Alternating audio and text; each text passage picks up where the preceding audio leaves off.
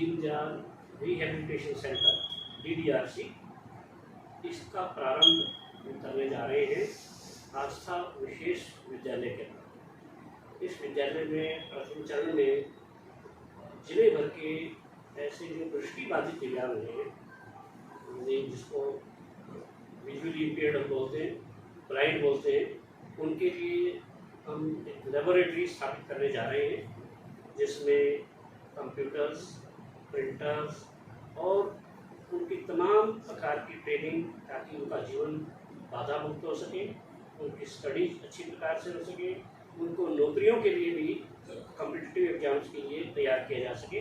आज ही माननीय मुख्यमंत्री जी ने हरियाणा विधानसभा में यह घोषणा भी की है कि दिव्यांगजन को जहाँ CET के ग्रुप 3 और 4 के अंदर 4% आरक्षण सुनिश्चित किया जा रहा है कर्मचारी चयन आयोग के माध्यम से, और कौशल रोजगार निगम में भी 4% आरक्षण यह सुनिश्चित किया गया है और इसको विधिवत रूप से हमने लागू कर दिया है। और अब जो भी नियुक्तियाँ होने जा रही हैं उन तमाम के अंदर दृष्टिबाधित का 1% आरक्षण यह सुनिश्चित कर दिया गया है और इसको विधिवत रूप से लागू हो गया है। तो भिवानी में DDRC की स्थापना ये विधिवत हो गई है। कल मैं वहाँ जाने वाला हूँ और उसकी स्थापना वहाँ पर विधिपूर्वक हो जाएगी और 1 सप्ताह के अंदर ही वो लैब भी वहाँ पर स्थापित हो जाने वाली है। इसी के साथ ही अभी तक दृष्टिबाधित जो दिव्यांग हैं उनके लिए शिक्षा बोर्ड के अंदर, विद्यालय शिक्षा बोर्ड हरियाणा में 10वीं और 12वीं की कक्षा के लिए परीक्षा शुल्क नहीं लगता था।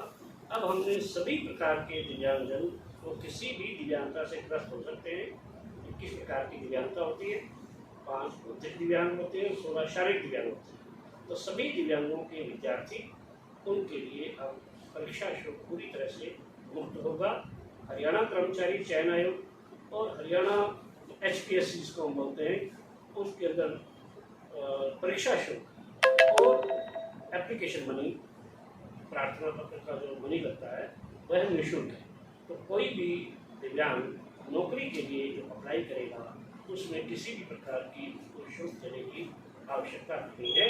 इसी तरह कौशल रोजगार निगम में अभी तक चार्ज हो रहा है क्योंकि वो लिमिटेड कंसर्न है, लेकिन फिर भी संस्कृति काटी गई है और आने वाले समय में वहाँ भी निःशुल्क की व्यवस्था जैसे कर्मचारी चयन आयोग में हुई है उसी प्रकार की व्यवस्था वहाँ पर भी हो जाएगी। ऐसे ही हरियाणा सरकार ने जो दिव्यांग कर्मचारी हैं या कोई भी दिव्यांग है वो वाहन खरीदता है उसको और सुविधाएं बढ़ाई है। हालांकि सरकार ने पहले से रजिस्ट्रेशन चार्जेज 50% किए हुए थे, लेकिन अब और सुविधाएं बढ़ाई हैं। जो इंश्योरेंस होगा वाहन का उसमें भी 50% हरियाणा सरकार वहन करेगी और 50% ही केवल उस दिव्यांग को देना है। इसके साथ ही एक और भी व्यवस्था की है, पुरानी गाड़ियाँ दिव्यांगों के नाम है उसको भी दिव्यांगजन कैटेगरी में बिना मॉडिफाई कराए हुए रजिस्टर दोबारा से करवाया जा सकता है। पुरानी RC सरेंडर करनी होगी एप्लीकेशन के साथ में और नई RC दिव्यांगजन कैटेगरी में उनको मिल जाएगी, जिसके कारण से न सिर्फ टोल टैक्स में उनको लाभ होगा, रोड टैक्स पूरी तरह से उनको मुक्त कर दिया गया है। और इसी प्रकार से GST के अंदर केंद्र सरकार 10% उनको छूट प्रदान करती है। सामान्य व्यक्ति को किसी भी वाहन खरीदने के लिए 28% GST वहन करना होता है और दिव्यांग को केवल 18% मतलब 10% की शुद्ध छूट यह सुनिश्चित हो गई है। दिव्यांग कैटेगरी में बिना मॉडिफाई कराए हुए, यानी पहले मॉडिफाई कराना पड़ता था, उसको बदल करना पड़ता था और यहाँ तक कि CMO से प्रमाण पत्र लेना पड़ता था कि क्या यह दिव्यांग वाहन चला सकता है। अब हमने इस व्यवस्था को खत्म कर दिया है।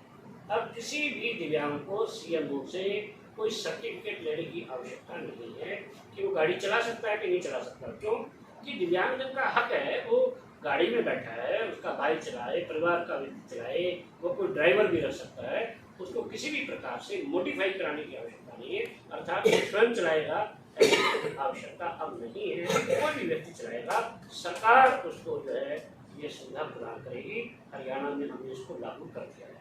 इसी प्रकार से मैं और जानकारी देना चाहता हूँ कि जहाँ 3 महीने पहले हमने ऑनलाइन पेंशन बनाने के लिए फैमिली ID के साथ जोड़ा था, तो 1,08,000 दिव्यांग उस समय पेंशन प्राप्त करते थे।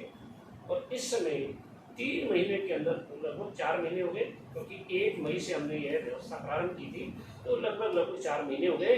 इसके अंदर 2,18,000 दिव्यांग, अर्थात 90 से ये स्कीम शुरू हुई थी, 90 से 2023 तक केवल 1,17,000 8,000 थे। और उसके बाद में ये देखिए कि दुगने से भी अधिक संख्या हमने केवल 4 महीनों के अंदर हरियाणा ने की है। तो ये पोर्टल के विरुद्ध कुछ लोग आलोचना करते हैं कि हरियाणा सरकार ने पोर्टलों में उलझा दिया, पोर्टल गलत है। अरे पोर्टल के कारण से न सिर्फ जनता को बहुत जल्दी सुविधा मिलती है, बल्कि जो दिव्यांग है, जिसकी मूवमेंट बहुत कम है, जो बेचारा जा नहीं सकता, खासतौर पे गांव देहात के लोगों को पूरी जानकारी भी नहीं होती, वो लोग भी इसका कॉमन सर्विस सेंटर के माध्यम से या अपने किसी बच्चे के द्वारा अपने मोबाइल के पर उस पोर्टल से जुड़ करके सुविधा का लाभ उठा रहे हैं। तो ट्रांसपेरेंसी जहाँ बढ़ी है, वहाँ बीच में जो मानवीय हस्तक्षेप होता था कि 1 महीने की पेंशन दे दे भाई, रिश्वत की बातें चलती थी या और चलती थी, वो तमाम चीज़ें समाप्त हो गई हैं। बहुत बुरी तरह से कसा है। पिछले दिनों पानीपत के अंदर एक पत्नी विद्यालय के अंदर लेक्चरर, पति कॉलेज के अंदर लेक्चरर, दोनों के फर्जी दिव्यांग प्रमाण पत्र थे। पिछले 15 वर्ष से इंक्वायरी चलने के बाद भी रुक जाती थी, तो उसको सख्ती के साथ लिया गया।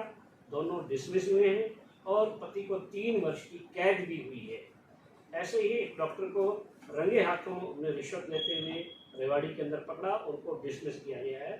इसी तरह से और भी कोई शिकायत आती है, जैसे आज भी यहाँ पर एक शिकायत इसी प्रकार की प्राप्त हुई है कि एक अध्यापक जिसने पदोन्नति में भी आरक्षण प्राप्त कर लिया है, वो जेबीटी भर्ती हुआ और उसके बाद पता ये चला कि स्थानीय पुलिस भी कहीं ना कहीं उसको प्रोटेक्ट करने का प्रयास कर रही है।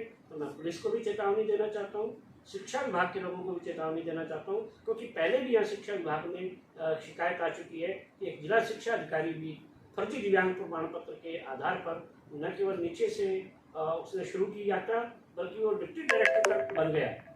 तो ऐसे जो फर्जी लोग हैं उनको चेतावनी चिकित्सालय को, हॉस्पिटल को है, शिक्षा विभाग को, तमाम अन्य विभागों को और पुलिस को भी है कि इनको बहुत सख्ती के साथ में सरकार की मंशा है, क्योंकि ये दिव्यांग के नाम पर दिव्यांगों का खून चूसने वाली जोंक है, जो दिव्यांग के अधिकार पर डाका डालते हैं, समाज में भी अविश्वास असली दिव्यांग के प्रति पैदा करते हैं। तो ये दिव्यांगों के असली दुश्मन ऐसे फर्जी लोग हैं, उनको सख्त चेतावनी है कि अपनी हरकतों से बाज आएं, नहीं तो सरकार जो है अपने सब प्रकार के साधनों का, सब तरह की कार्रवाई का अनुसरण करते हुए और उनको जेल के सेक्टरों में भेजेगी। और उन्होंने जो लाभ अर्जित किया है, इलीगल लाभ अर्जित किया है, वो तमाम की रिकवरी भी भरपूर उनसे प्राप्त होगी, उनसे की जाएगी। ऐसे में चेतावनी देना चाहिए।